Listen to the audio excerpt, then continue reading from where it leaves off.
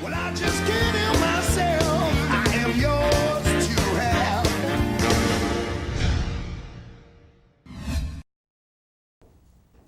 Estamos de volta e vamos falar hoje de uma coisa que as pessoas, quando ouvem uma notícia, elas acabam ou interpretando de uma forma diferente ou até errada às vezes.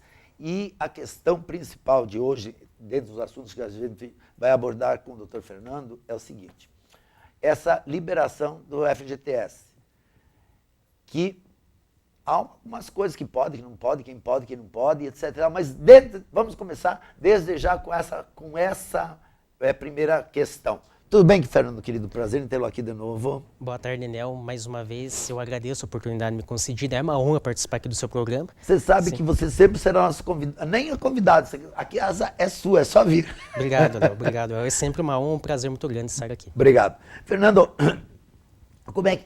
Desculpe. Como é que é essa liberação que o presidente parece que já anunciou, que as pessoas podem ou ainda não podem, não sei se isso é sancionado, se as pessoas já podem fazer esse saque ou ainda não? Sim, na verdade é o seguinte, é uma medida provisória, ela visa atender uma situação contingencial econômica, né, visando alavancar, né, a economia que de uns tempos para cá tem andado um pouco pacífica, um pouco apática, né? Então a economia encontra-se fazendo um paralelo, fazendo uma linguagem, uma metáfora, um estado febril, né? E essa medida provisória ele seria o antitérmico, viria atender uma situação episódica, né, excepcional, de uma forma que se proporcione, né, injetar recursos na economia por meio da disponibilização do valor de R$500 da verba fundiária, para que o trabalhador ou o titular de conta ativa ou até mesmo inativo do FGTS possa efetuar o resgate desse valor, né, e usar esse dinheiro em benefício próprio, né, adquirir bens de primeira necessidade, peças de vestuário, gastar em questões de lazer ou qualquer outro dispêndio, de forma com que a economia possa circular e possa haver um crescimento ali, ainda que momentâneo, para que possa, pelo menos, ser sanado esse estado de apatia que a economia nacional se encontra. Então, o intuito dessa medida provisória é trazer uma correção. Mas já está em vigor? Não. Ó, vai depender de uma regulamentação ainda. Foi para o Congresso Nacional, tá? Que, na verdade, é a ideia, pelo que eu li ali da medida provisória, ali em setembro já começar a estipular já os saques também. Na medida provisória tem toda uma delimitação. Me parece que é um limite inicialmente de R$500, é isso? Sim, ou limite não? de R$500. De R$500. Para qualquer conta, independente se a pessoa tenha mais ou menos, seria R$500. Sim, é que tem um equívoco também, que fala-se que a pessoa só pode efetuar R$500 de saque. Se a pessoa tiver 2 ou 3 contas, ela pode efetuar o saque em cada uma dessas contas. Mas o que seria 2, 3 contas? Ela teria que trabalhar em outros empregos? De repente Como é que ela trabalhou um emprego, teve uma conta que ficou inativa, acabou não sendo feito mais o depósito, né, mensal da verba fundiária. Daí ela vai para outra empresa, outra empresa abre outra conta, é isso? Salvo engano, a estatística aponta 260 milhões de contas ativas e inativas. Então, às vezes, uma pessoa titular pode ter 2, 3 contas. Mas 260 milhões de contas? Salvo engano, estatisticamente. Sim, né? Mas é muita conta. Veja bem, aí que a matemática ela... Sim. Porque R$500 parece nada, né? Agora, nesse montante de contas, o que R$500 gera na economia é uma montoeira de dinheiro. Sim, somando ali todas as contas, aí, os saques, aí, porque num primeiro momento, R$500 hoje em dia também é o preço que se está, os mantimentos, os produtos aí também, né? Mas a pessoa vai sacar do mesmo jeito, né? Se para torrar no boteco, ela vai sacar. O importante é que ela saque e faça o bom uso desse dinheiro. Tem que ser para comprar pinga, mas sabe, ela vai comprar, a ideia é essa, gasta com alguma coisa aí, alavanca a economia, tá? Sana essa situação aqui, pretende-se, não vai ser o milagre, não vai ser a panaceia para todos os males, né? Sim. Vai trazer se for colocar isso num gráfico estatístico, né, caso ocorra aí essa enxurrada de saques e gastos, circulação de todo esse dinheiro aí na economia, claro que numa situação pontual vai haver, né, um acréscimo, um pico, né, da movimentação da economia, mas isso com o passar do tempo vai voltar, vai estagnar e vai... Eu acho assim, que é um paliativo para uma situação desesperadora. Que no momento que esse dinheiro começar a circular, ele vai dar uma alavancada, como você falou. Sim. Mas depois vai estagnar de novo. Sim. Mas eu acho que precisa dessa... A economia brasileira precisa dessa respirada. Precisa. Porque quem sabe nessa respirada, as pessoas até com a união desses R$ 500 de cada um e tal, alavanque outros comércios Sim. e outras coisas que estão paradas agora por causa da economia. E não é só isso também. E tem outro detalhe, tem o chamado saque do FGTS do mês aniversário também, que está contemplado. Tem isso aí também. Mas esse do mês de aniversário funciona para quem ganha só menos de um salário, é isso? Não, de 2 salários, uma coisa assim? Não, o critério do saque do mês aniversário, ele leva em conta outro fator. Né? Porque dependendo do saldo que tem ali, a pessoa pode sacar um percentual acrescido de um valor fixo. Tem a tabela... Mas quem pode sacar esse dinheiro? Mas não é todo mundo que pode sacar, né? Não. A medida provisória contempla ali as pessoas que têm a conta do FGTS. Um valor, dependendo do valor, ali não, mas isso já é lei, não é? Não, a lei, atualmente, o que ela prevê? Ela pode sacar o FGTS em caso de desemprego, se ela for demitida por justa causa, tem um acréscimo de 40%. Tá? Pode usar o FGTS, a verba também para integrar a capitalização de financiamento imobiliário, né? Certo. E pode também efetuar o saque também quando a pessoa está enfrentando uma situação de doença também e a questão da morte do titular também. Certo. Então esse é o que está previsto em lei. Esse do aniversário vai entrar junto nessa medida, então? Está contemplado também. E tem toda uma diretriz também de a partir de quando essas pessoas podem fazer a solicitação, adesão também a esse saque do FGTS aniversário, né? Eu sei que tem alguns especialistas criando factoides em torno do FGTS, se a pessoa sacar, vai perder direitos, vai perder isso, e não é bem assim.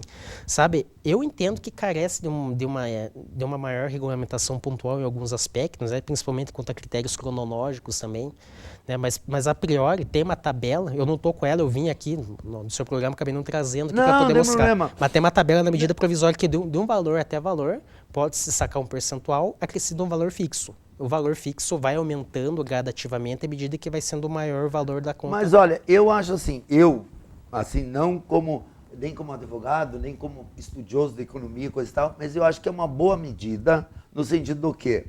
Vai ajudar, embora o valor seja irrisório, como a gente já falou, mas acaba ajudando o país a dar essa guinada.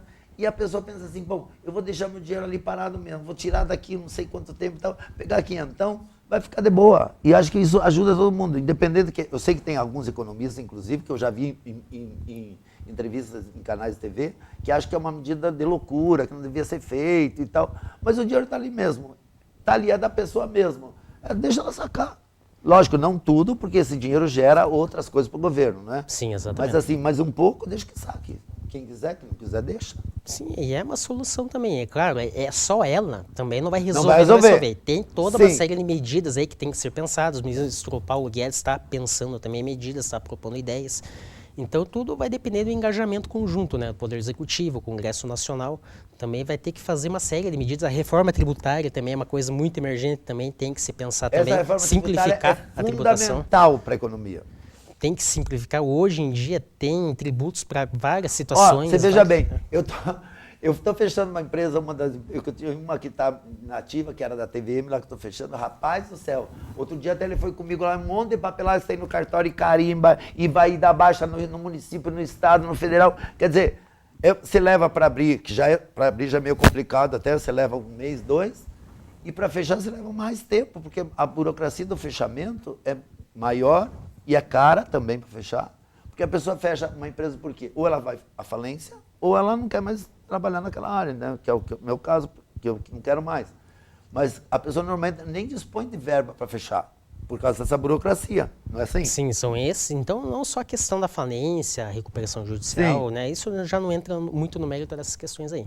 Então, mas toda a variedade dos diversos setores da sociedade, da economia, em todos esses setores há aspectos aí, isso do ponto de vista do enfoque da tributação, incide-se várias espécies aí de exações, né, obrigações tributárias acessórias, muita burocracia, já emendando com a tua observação bem pertinente. Tá? Então, alguns especialistas renomados propõem que se faça aí uma reforma simplificando a ordem tributária, a ordem vigente, comparando até inclusive com os Estados Unidos também, porque as espécies tributárias são mais enxutas, né? Aqui no Brasil tem imposto disso, imposto daquilo, contribuição de sei do quê, tal, taxa disso, tal. E acaba dando nó na cabeça do contribuinte. Dá nó, e às vezes a pessoa até por desconhecimento acaba deixando uma ou outra sem pagar. Não que ela queira sonegar ou não pagar, ela esquece no meio de tanta coisa. Por exemplo, se nós pegarmos só para a gente concluir e pegar como exemplo, por exemplo, A nova carteira de identidade já vai constar ali tudo. O teu CNPJ, o teu CPF, a tua carteira de motorista, teu tipo sanguíneo e tudo, que Sim. vai ser um documento só. Né? Claro, quem perder vai piorar a situação, mas já está tudo simplificado num documento só. Não, a pessoa não precisa andar com 500 na carteira, que tem um ali que resolve o problema. Então, essa simplificação é o que você está falando na questão tributária, etc, etc. Mas agora eu quero te perguntar uma outra coisa. Eu estava vendo esses dias um número assustador com as novas medidas das leis trabalhistas, entre acordos e acertos entre funcionários e patrões, que assim é um número muito grande de acertos que não chegam aí às varas do judiciário, porque as pessoas se acertam antes, que tem aquela tentativa de acerto, e as pessoas acertam ali antes. Isso se deu mediante essa reforma, ou se deu assim, as pessoas se conscientizaram que é melhor elas acertarem aqui do que levar 2, 3 anos para acertar lá? O que você acha que é isso? Você como advogado. Na verdade é o seguinte, o que eu penso é o seguinte, porque a reforma trabalhista ela trouxe a possibilidade de fazer o acordo homologado em juízo. Isso. Tá? O patrão de um lado, o empregado de outro, cada um patrocinado por um advogado, não pode ser um advogado para os dois, tá? Propõe um acordo homologado por ambas as partes, tá? Leva isso ao Poder Judiciário e o Poder Judiciário designa uma audiência, faz uma reunião, uma sessão, para explicar como que vai ficar a questão das verbas, o que pode ser abdicado, o que pode, o que não pode, né? De forma com que possa trazer segurança para ambas as partes, né? Não onerando em demasia o empregador e também não minando direitos mais básicos do trabalhador. Então é preciso aí que se haja um engajamento muito forte, né, por parte do aparato judiciário, por parte até do empregador e do empregado, no sentido de conciliarem, fazendo concessões recíprocas, abdicarem daquilo que pode ser abdicado e manter aquilo que seria o mínimo do mínimo para poder proporcionar uma condição digna ao empregado. Sim, mas assim, eu acho que isso já deu certo, porque pelo número que eu vi numa matéria lá, que era, assim, era um número muito grande de acertos, que é isso que você está falando. Em São que não Paulo chegaram isso é muito lá. expressivo, né? Tanto é que saiu em São Paulo uma matéria veiculada em algumas emissoras TV veiculando sobre o Estado de São Paulo. Isso, né? isso mesmo. Porque o Estado de São Paulo, de certa forma, ali, guardadas as devidas proporções com os demais entes federativos, é o termômetro para a gente saber o que acontece. Mas foi uma boa medida essa, não foi? Assim, eu acho que, tem um ditado que diz que é melhor um acordo mal feito do que acordo nenhum. Não é esse ditado popular que falam? Sim, eu acho que seja um acordo mal feito. É um acordo que vai ser bom para as duas partes. Porque um acordo, ela vem para diminuir a animosidade que já é acirrada. Justamente. Então, ao invés de evitar prosseguir a ação até o final e ter um decreto judicial impondo quem tem razão e quem não tem, ali acha isso meio termo. Então, esse é o intuito. Bom, gente, seguinte então. Quando o Fernando vem, que assim, ele, tanto o Simeonato, que sempre nos dão o prazer de estar no nosso programa, de esclarecer algumas coisas que você, às vezes, nos pede para que questionemos com alguns advogados, é no sentido assim, que o que eu sempre falo, não é uma consulta, é uma entrevista, mas que, de repente, se houver uma necessidade de uma consulta, o Fernando, o Simeonato e todo mundo lá vai estar sempre à disposição para esclarecer dúvidas.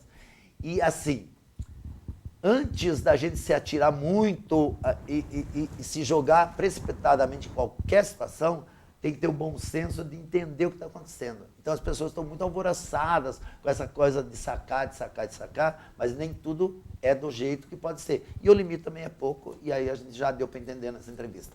Obrigado, querido. Eu que agradeço. A casa é sua. A casa é sua, venha sempre, tá bom? Obrigado. 2 minutos, a gente volta. Well, I just